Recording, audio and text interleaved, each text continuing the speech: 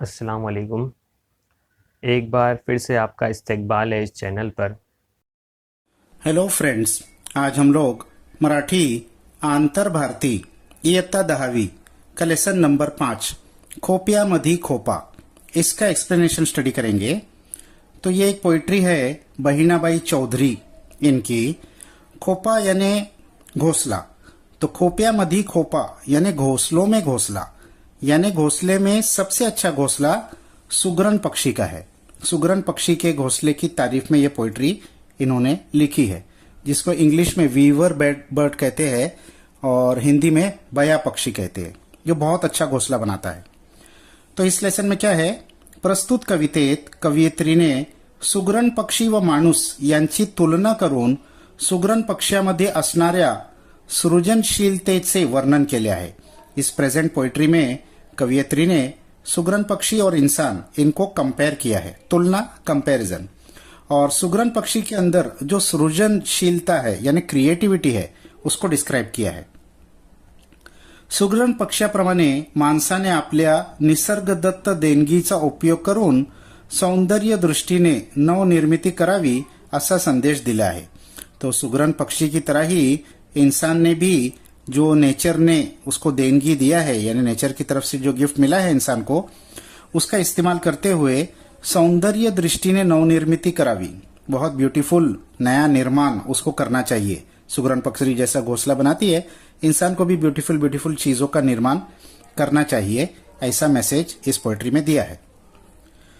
तो अरे खोप्यामधी खोपा सुगरणीचा चांगला, देखा पिलासाठी तिनं झोका झाडाले टांगला। तो अरे खोप्यामधी खोपा, अरे सब घोंसलों में घोंसला सुगरणीचा चांगला, सुगरण पक्षी का सबसे अच्छा है। देखा पिलांसाठी तिनं, देखो अपने पिल्लू यानी अपने बच्चों के लिए उसने झोका झाड़ाले टांगला। झोका यानी झूला, उसने जैसा कि झाड़ पे झूला लटका दिया है।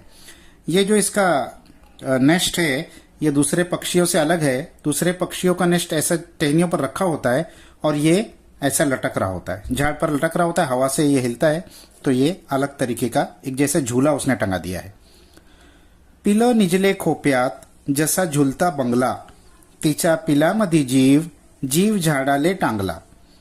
तो पिलं निजले खोप्यात, पिलं यानी उसके बच्चे, निजले यानी सो रहे हैं, खोप्यात यानी उसके घोंसले में, जैसा झूलता बंगला, और उसके घोंसले को एक उपमा एक कंपैरिजन किया है जैसा कि झूलता हुआ बंगला है, बहुत ब्यूटीफुल है बंगले के जैसा, और वो भी झूल रहा है हवा में। तिचा पिलामधी जीव, उसकी जान उसके बच्चों में है, जीव झाड़ाले टांगला, तो ऐसा लग रहा है कि उसने अपनी जान को ही झाड़ पर टांग दिया है। खोपा इनला इनला जसा गिलक्याचा कोसा, पाखराची कारिगरी जरा देख रे मानसा। तो खोपा इनला इनला, इनला यानी विनला होता है, बुना, उसने ये खोपा ये घोंसला बुना है। उसको वीवर बर्ड इसीलिए कहते हैं कि बहुत अच्छा ये बुनता है, एक में एक कांटा मिला के। जैसा गिलकियाचा कोसा, अब दूसरी उपमा दूसरी मिसाल, पहला आया था झूलता बंगला, अब कहा कि ये ऐसा लग रहा है जैसा कि गिलकियाचा कोसा। गिलकियाचा कोसा यानी तुरई का जाला। तुरई एक क्रीपर है, एक टाइप का प्लांट है जिसमें एक तुरई की सब्जी आती है।